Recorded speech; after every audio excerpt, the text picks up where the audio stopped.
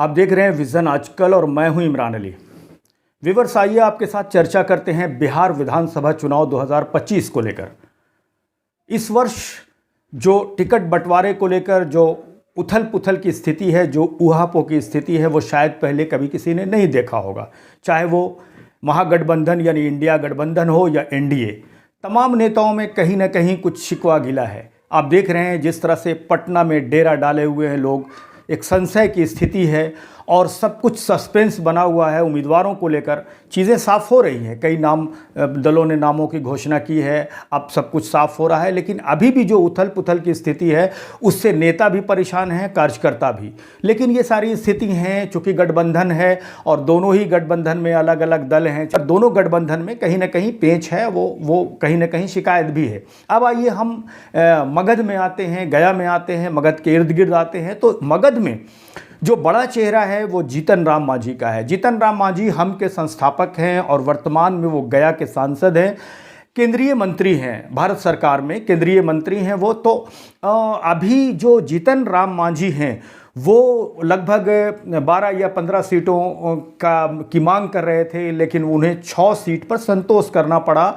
और उसके बाद उनकी शिकायत रही कि मुझे थोड़ा कम आंका जा रहा है। लोग कह रहे थे कि जीतन राम मांझी नाराज़गी जता रहे हैं, लेकिन जो एनालिसिस करते हैं पॉलिटिकल, उनका मानना ये था कि जीतन राम मांझी चूँकि केंद्र में मंत्री हैं और अब वो ज़्यादा दबाव मत नहीं बना सकते हैं, क्योंकि वो अकेला एक सांसद को लेकर केंद्र में मंत्री हैं। तो शायद वो जो कमेटी है, केंद्रीय कमेटी, उस पर ज़्यादा वो दबाव नहीं बना पाएंगे। और ये हुआ भी कि क्योंकि उनको 6 सीट मिला, पहले उनकी 7 सीट थी पिछले विधानसभा चुनाव में, इस बार वो और ज़्यादा मांग रहे थे। लेकिन 6 सीट जो उनकी आई है जीतन राम मांझी की, लगभग अभी जो मगध में आप देखें तो सबसे ज़्यादा फाइनल पोजीशन में जीतन राम मांझी की पार्टी हम है, जिसके सारे सीट क्लियर हो चुके हैं, उम्मीदवार क्लियर हो चुके हैं, सबों को इन्होंने टिकट का बंटवारा कर दिया है, सभी नॉमिनेशन के लिए तैयार हैं। तो हम जो है जीतन राम मांझी की पार्टी वो अब पूरी तरह से मगध में सबसे आगे दिखाई दे रही है टिकट बंटवारे को लेकर,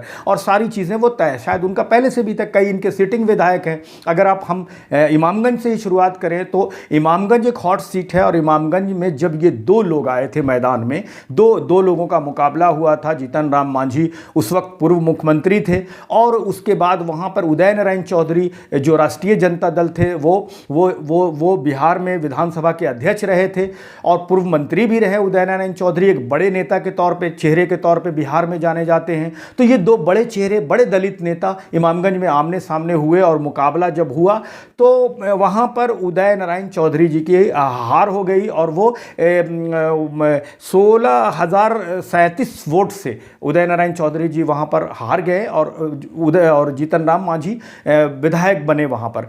लेकिन जब उपचुनाव हुआ, जब जीतन राम मांझी जी केंद्रीय मंत्री बन गए, तो उपचुनाव में वहाँ पर उदय नारायण चौधरी मैदान में नहीं आए, बल्कि राष्ट्रीय जनता दल की ओर से, राजद के तरफ से रोशन मांझी आए।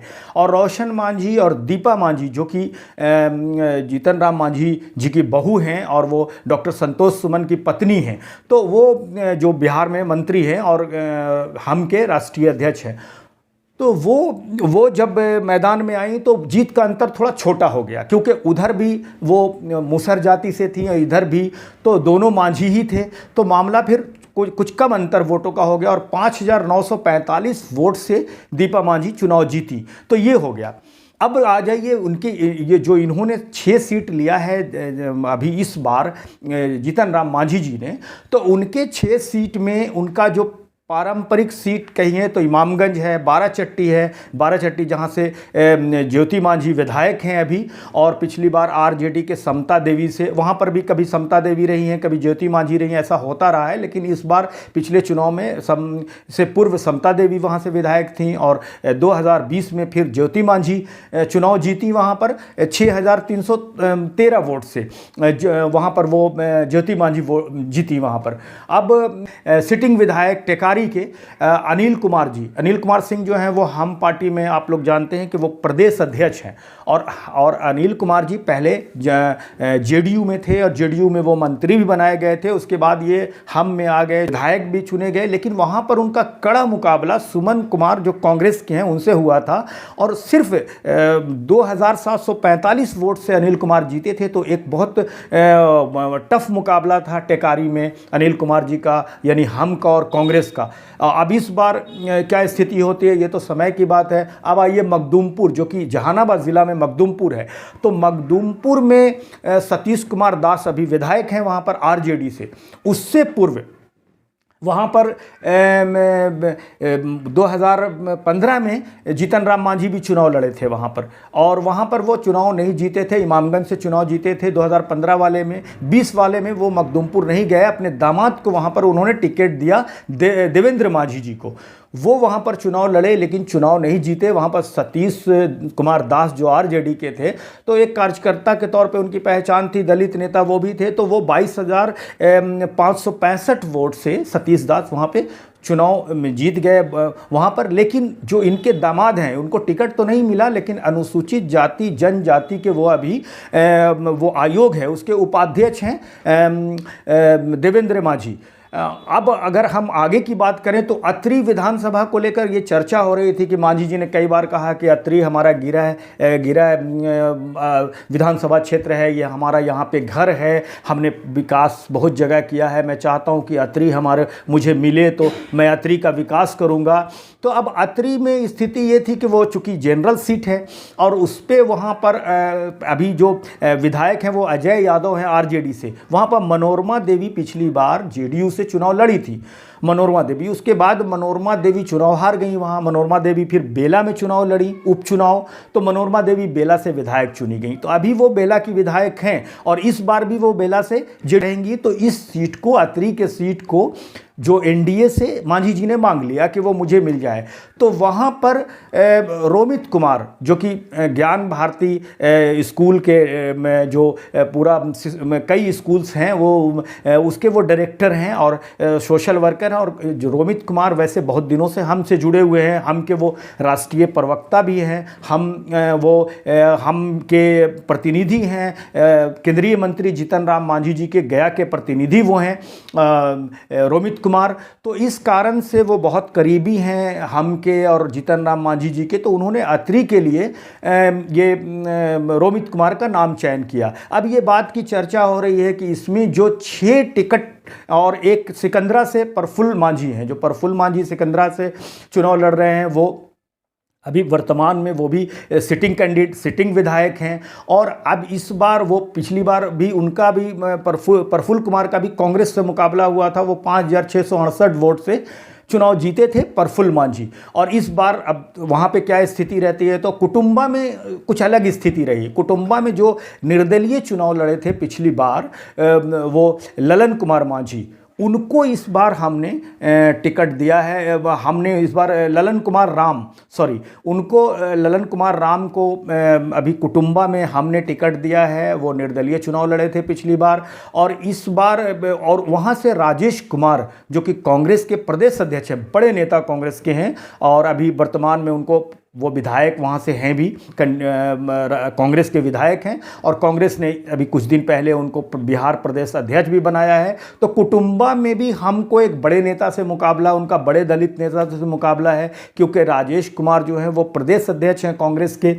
तो ये स्थिति पूरी है। जो 6 सीटें हमको मिली हैं उनमें शिरघाटी अनुमंडल का 2 सीट है, इमामगंज और बाराचट्टी। गया ज़िले का आप कहें तो फिर टेकारी और अत्री है, और जो जमुई ज़िला है वहाँ से सिकंदरा है, और औरंगाबाद ज़िले की बात करें तो वहाँ से कुटुंबा है। तो ये 6 सीटें हैं और जीतन राम मांझी जी ने ये तमाम सीटों पर अपने उम्मीदवारों की भी घोषणा कर दी है, उनको टिकट भी बांट दिया है और वो अब लगभग उसकी तैयारी भी है, सब लोग नॉमिनेशन भी कर रहे हैं।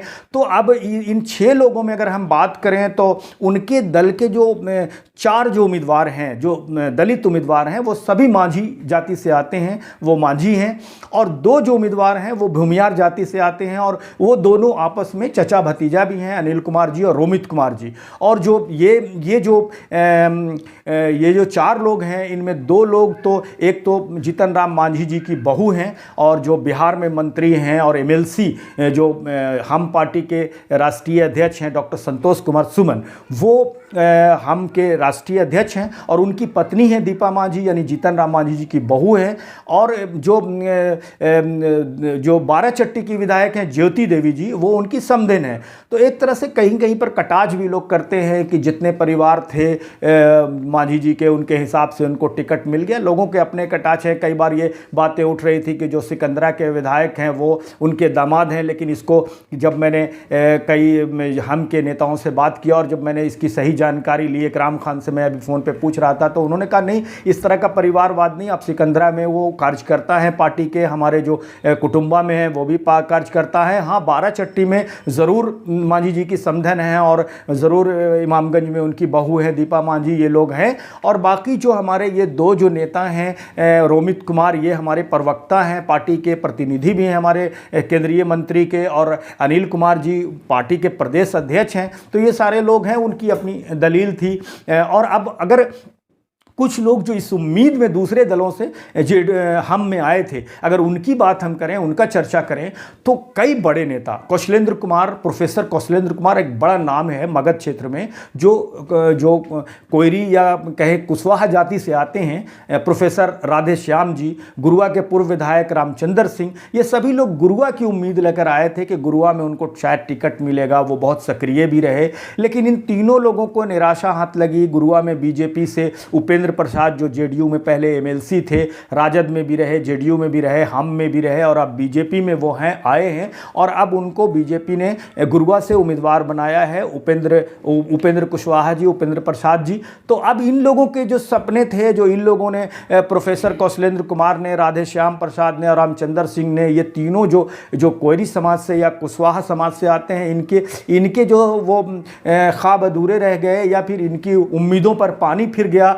दूसरे अगर बड़े नेता की बात करें तो गुरुआ में बहुत चर्चा थी राजेश पांडे जी की पत्नी की। राजेश पांडे जी, चूंकि गुरुआ जो विधानसभा है वो शेरघाटी अनुमंडल में ज़रूर है, लेकिन उसके 2 प्रखंड, परैया और गुड़ारू, ये 2 प्रखंड गुरुआ विधानसभा में हैं। तो परैया से उनकी पत्नी राजेश पांडे की प्रमुख भी हैं, और राजेश पांडे पत्रकारिता के क्षेत्र से आए हैं, पुराने पत्रकार हैं, और अच्छे वक्ता हैं, लिखते हैं, पत्रकारिता से आए हैं वो। और मांझी जी के बहुत करीब हैं, बहुत पहले से ही, जब स्थापना हुई थी इस पार्टी की, हम की, तब से वो मांझी जी के साथ हैं राजेश पांडे जी। तो एक बार बीच में गुरुआ को लेकर राजेश पांडे जी की भी नाम आ रहा था, उनका भी चर्चा हो रहा था कि इस बार गुरुआ से राजेश पांडे आ सकते हैं, राजेश पांडे उम्मीदवार बनाए जा सकते हैं। तो इस पर भी विराम लग गया। अब जब बीजेपी ने उसकी घोषणा कर दी, तो उसके बाद टुट्टू खान, जो कि शेरघाटी एरिया से मांझी जी के प्रतिनिधि हैं, टुट्टू खान भी हम के बड़े नेता हैं, और मांझी जी के समर्थकों में से, खास लोगों में से टुट्टू खान की चर्चा होती है। और टुट्टू खान यहाँ पर अभी मगध में जो चुनाव अभियान चलाया जा रहा है, उसके वो संयोजक भी बनाए गए हैं। तो इनकी भी उम्मीदें थी। टुट्टू खान ने कभी इंटरव्यू में मुझसे ये तो नहीं बताया कि मैं दावेदार हूँ या मुझे टिकट की उम्मीदें हैं, लेकिन कहीं ना कहीं जो लोग पार्टी में रहते हैं, जो काम करते हैं, उनको भी शेरघाटी से उम्मीदें लगी हुई थी कि शायद शेरघाटी विधानसभा अगर हम के कोटे में आ जाए या हम के हिस्से में आए, तो शायद टुट्टू खान शेरघाटी से भी चुनाव लड़ सकते हैं। तो ये सारी चीज़ें नहीं हुई, और हम पार्टी में जो 6 लोग आए हैं, उनमें 4 जो हैं वो दलित समाज में केवल भूइयाँ जाति से आए हैं, और 2 भूमियार जाति से आए हैं। तो हमको मिलाकर इतना ज़रूर, लेकिन हमने किया है इस बार, हम के चाहे वो संस्थापक जीतन राम मांझी हों, या उसके राष्ट्रीय अध्यक्ष डॉक्टर संतोष कुमार सुमन एमएलसी हों, या फिर उनके पार्टी के जो नेता हैं, उन लोगों ने ये कि इसमें कोई संशय की स्थिति नहीं रखी है, सब कुछ साफ कर दिया है, और सारे उम्मीदवारों के नाम की घोषणा कर दी है। सारी चीज़ें मीडिया में आ गई है। अब इनके लोग आराम से चुनाव प्रचार में भी जा रहे हैं, नॉमिनेशन कर रहे हैं, और सारी चीज़ें साफ हो गई हैं। तो ये कुल मिलाकर जो ये मगध का क्षेत्र है, मगध क्षेत्र में जीतन राम मांझी ने अपना एक प्रभाव बनाया है। और इन्होंने कभी मूसर सेवा संघ से शुरुआत की थी, ये भी जीतन राम मांझी भी के बारे में बोला जाता है कि ये तमाम घाट घाट का पानी पी चुके हैं। मतलब सारे दलों से ये गुजर चुके हैं। कभी ये कांग्रेस में भी मंत्री रहे, राजद में भी मंत्री रहे, जेडीयू में तो मंत्री और मुख्यमंत्री भी रहे। उसके बाद जब इन्होंने अपनी हम पार्टी बना ली तो अब एक इनकी अपनी पहचान हो गई और अब ये एनडीए गठबंधन के एक हिस्सा है जीतन राम मांझी। तो अब चुनाव में अब सारे लोग आने वाले हैं। चुनाव के बारे में आप जैसा जानते हैं कि 13 तारीख से 20 तारीख तक यहाँ पे नॉमिनेशन होना है। जो दूसरे चरण का चुनाव है बिहार विधानसभा, उसमें लोग नॉमिनेशन करेंगे, उसके बाद चुनाव मैदान में आएंगे। इस बार चुनाव के दौरान आपको दीपावली भी है, छठ भी है, ये त्योहारें भी हैं। शायद जो बाहर के लोग हैं वो इस चुनाव में ज़्यादातर आ भी पाएंगे इस बार। और उसके बाद यहाँ पे जो 11 नवंबर को जो वोटिंग होनी है और 14 नवंबर को इसका परिणाम आएगा। व्यूअर्स, हमारी बातचीत आप सुन रहे थे इन बिहार विधानसभा चुनाव को लेकर। आप हमसे जुड़े, बहुत बहुत शुक्रिया।